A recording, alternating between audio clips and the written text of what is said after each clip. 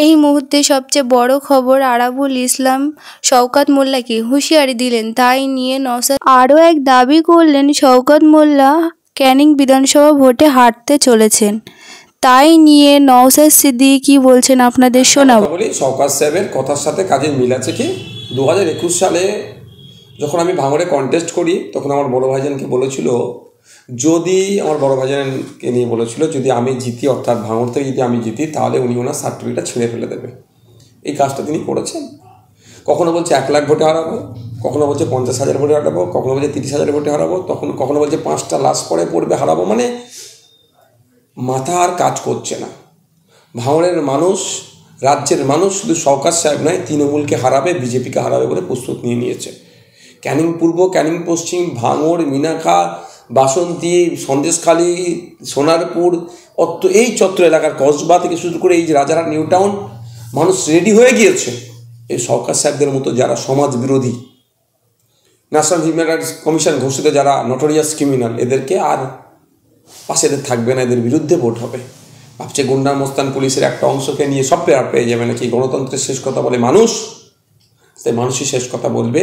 শুধু ভাঙড় থেকে ওরা হারবে না, আবার ক্যানিং পূর্বে হারবে, পশ্চিমে হারবে, মগরাহাটে হারবে, বাসন্তীতে হারবে, বিভিন্ন জায়গাতে তৃণমূল কংগ্রেস হারবে। আর একটা কথা, যেভাবে ফুরফুরা শরীফ সম্পর্কে বারবার আক্রমণ করে গিয়েছে, এর জবাব কিন্তু ভোটের সময় যারা ফুরফুরা শরীফকে ভালোবাসে তারা দেবে। আমাকে তো অনেক আক্রমণ করেছে, কিন্তু দেখছিলাম ফুরফুরা শরীফ এক পীর সাহেব একটা কথা মতনায়িকা হওয়ার পর থেকে এনটিআর ফুরফুরা শরীফকে ধরে আক্রমণ করতে শুরু করেছে। এর জবাব পেয়ে যাবে। দেখুন, জেল প্রশাসন ওদের হতে পারে, কিন্তু আদালতকে নয়। আদালতের প্রতি ভরসা আছে, আইনি লড়াই হবে, ছেড়ে কথা হবে না। উনি কোথায় থাকেন সেটা দেখুন। উনি যা অন্যায় করেছেন, যেভাবে গত নির্বাচনের পরে যে হিংসা করেছেন, নটোরিয়াস ক্রিমিনাল যে আখ্যা পেয়েছে, সেইটা নিয়ে উনি কোথায় থাকেন সেটা এখন দেখা যাচ্ছে। দেখুন, তাদের ইন্টারনাল ক্লাসে আমি কিছু বলতে পারবো না, তাদের অন্তদ্বন্দ্ব আমি কিছু বলতে পারবো না, এতটুকু কথা বলছি। শওকত সাহেব ভাঙড় কেন? উনার যে বিধানসভা, পুলিশ আর গুন্ডামস্তান ছাড়া একটু হাঁটতে পারবে? মানুষ জবাব দেবে। মারাধরের কথা বলছি না, ভয়ে তিনি বেরোবেন না ঘরের বাইরে। উনি বিরোধী রাজনীতি করার ওনার কোনো ক্ষমতা আছে? উনি বিরোধী রাজনীতি করতে পারবেন না বলেই তো তিনি তৃণমূলের হাতে পায়ে ধরে তৃণমূলে আসলেন। আর সেই সময় যারা তৃণমূলকে প্রতিষ্ঠা করলো তাদেরকে উনি আর কাউকে ওনার মাধ্যমে হোক বা মানে প্রত্যক্ষ না হলে পরোক্ষভাবে খুন করলেন, এই অভিযোগও আছে। মানিক পাইকটা কে? উত্তরবঙ্গ দক্ষিণবঙ্গ আপনি যেখানেই যাচ্ছেন একেবারে আমরা দেখছি যে জনজোয়ার নামছে। তো সারা রাজ্য জুড়ে আইএসএফ 2026-এ কত সিটে লড়াই করতে পারবে?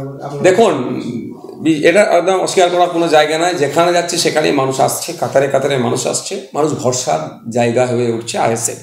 যেভাবে বিজেপি তৃণমূল মানুষকে বোকা বানাচ্ছে, সেই জায়গা থেকে মানুষজন বেরিয়ে আসতে চাইছে। আমরা 2026 সালে আমরা চাইছি বিজেপি এবং তৃণমূলকে সহজেই হারাবো, সেই জন্য আমরা একটা জোট তৈরি করতে চাইছি।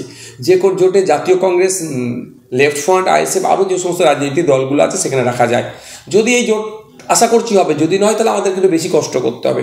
তারপরে বলবো জোটের স্বার্থে আমাদেরকে সেই সংগঠন সব জায়গায় থাকলেও সিটের পরিমাণটা কমিয়ে দিতে হবে। তবে কত সিট এই মুহূর্তে দিচ্ছে আমরা এই মুহূর্তে বলবো না, কারণ ওটা পার্টির ইন্টারনাল ডিসিশনের মধ্যে পড়ছে, পলিসির মধ্যে পড়ছে, সময়ের সাথে সাথে জানাবো। তবে একটা কথা বলি, জোর গলায় বলছি, অনেক তৃণমূলের লোকজন আমাদের সাথে রাজনৈতিকভাবে পেরে উঠতে পারছে না, ওই জন্য বিজেপি ট্যাগ লাগিয়ে দেওয়ার চেষ্টা করছে। তাদেরকে আমি ওপেন চ্যালেঞ্জ করছি, আসুন এগ্রিমেন্ট হোক। আইএসএফ যেখানে প্রার্থী দেবে, যদি সেখানে বিজেপি আসে, তৃণমূল যা শাস্তি দেবে আমরা মেনে নেব। আর এটাও এগ্রিমেন্ট হবে, তৃণমূল এগ্রিমেন্ট করুক, তারা এখানে প্রার্থী দেবে, মমতা ব্যানার্জি এগ্রিমেন্ট করুক, এদিকে পিরজাদা আব্বাস থেকে এদিকে এগ্রিমেন্ট করবে। তৃণমূল যেখানে প্রার্থী দেবে, ওখানে যদি বিজেপি এসে যায় তাহলে আইএসএফ যা শাস্তি দেবে মেনে নেবে। এটা এগ্রিমেন্ট করতে বলুন।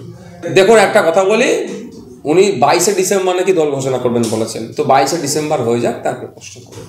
শওকত মোল্লা সাহেবের আমি অনেক আগে বলেছি, যে হিংসা করেছে নেতৃত্বে ছিল শওকত সাহেব, আর শওকত সাহেবকে জায়গা দিয়েছিল আরাবুল সাহেবরা। 2023-এ পঞ্চায়েত নির্বাচনে আমাদের 3টে কর্মীকে খুন করেছে, একাধিক কর্মী ক্ষতিগ্রস্ত হয়েছে এবং সাধারণ একটা মানুষও খুন হয়েছিল। হিংসা এতটা করেছিল, কিন্তু জায়গা দিয়েছিল আরাবুল সাহেবরা সে হিংসা করার। তো আমি আপনাকে বলি, আরাবুল সাহেব অলরেডি জেল খেটেছে, তো তবে বিচার প্রক্রিয়া চলছে। আপনাদের বলছি এই খুনের মামলায় শওকত সাহেবকেও জেল খাটতে হবে, শওকত সাহেবও শাস্তি পাবে। এখন শাসকের হয়তো হাত মাথায় আছে, সেই জন্য কিছু হচ্ছে না, তবে আগামী দিনে হবেই হবে। কারণ মূল আসামি হচ্ছে, মূল হোতা হচ্ছে, মূল নায়ক হচ্ছে, নায়ক বলবো না, মূল খলনায়ক হচ্ছে শওকত সাহেব। ছেড়ে কথা বলবো না আমরা। আমাদের মহিউদ্দিন, আমাদের রিজাউল গাজী, আমাদের হাসানেরকে যারা খুন করেছে, আমরা ছেড়ে কথা বলবো না। তৃণমূলের নেতারা একেবারে বলছে আমাদের রাজ্য জুড়ে দিদির 64 থেকে 65টা প্রকল্প চলছে, বিভিন্ন উন্নয়নকে সামনে রেখে মানুষ আমাদেরকেই ভোট দেবে, জন্ম থেকে মৃত্যু পর্যন্ত প্রকল্প চালু করেছে। তো আইএসএফ কি ইস্যু নিয়ে নির্বাচনে? আমি এতটুকু কথা বলছি, ওদেরকে ভোট দেবে এতটা ওদের কনফিডেন্স। সামান্য জাগলগাছিতে একটা হাই মাদ্রাসার অভিভাবক প্রতিনিধি নির্বাচনে বিরোধীদেরকে নমিনেশন দিতে দিল না। কত কনফিডেন্স তাদের বুঝতে পেরেছেন? সামান্য একটা মাদ্রাসার ম্যানেজিং কমিটি নির্বাচন হবে, সেখানে যদি কন্টেস্ট করতে ওরা ভয় পায়, তাহলে ওদের কনফিডেন্স কত লো বুঝতে পেরেছেন? লুট করেছে রাজ্যে, আপনি 60-65টায় প্রায় 70-এর অধিক প্রকল্প চলছে, কিন্তু লুট হচ্ছে। তো প্রকৃত অর্থে কটা মানুষ বেনিফিট পাচ্ছে? বেনিফিশিয়ারির সংখ্যা, প্রকৃত বেনিফিশিয়ারির সংখ্যা কত দেখুন। বিধবা ভাতা তুলে খাচ্ছে কে? পিতা বেঁচে আছে, মাকে বিধবা দেখিয়ে তৃণমূলের নেতারা বিধবা ভাতা তুলে খাচ্ছে। এই ধরনের অনেক ঘটনা আছে। বিভিন্ন প্রকল্পের নামে কাটমানি হয়ে যাচ্ছে। আপনার আবাস যোজনা আপনি যে টাকা পাওয়ার কথা তার অর্ধেকটাই কাটমানিতে চলে যাচ্ছে। তো এগুলো তো ওরা আতঙ্কে আছে। সেই জন্য সামান্য একটা মাদ্রাসার অভিভাবক প্রতিনিধি নির্বাচন, সেখানে তো ওদের শক্তিটা ওরা টেস্ট করতে পারে যে আমরা কোন জায়গায় আছি, সেটা তো ওরা ভয় পাচ্ছে। মানে বুঝতে পারছেন, এ হচ্ছে পাবলিক ডোমিনেট বলতে হয়। নিজেদের দলে কিছু মানুষের কনফিডেন্স বিল্ড আপ করার জন্য গল্প শোনাচ্ছে। ফেয়ার ইলেকশন আশা করছি হবে 2026-এ। তৃণমূল কী জিনিস আর মানুষ ইতিহাস হয়ে যাবে, ইতিহাসের পাতায় ঠাঁই হয়ে যাবে। আর বিজেপি বাংলা থেকে ধূলিসাৎ হবে। তৃণমূলের সাথে সাথে বিজেপিও হারবে।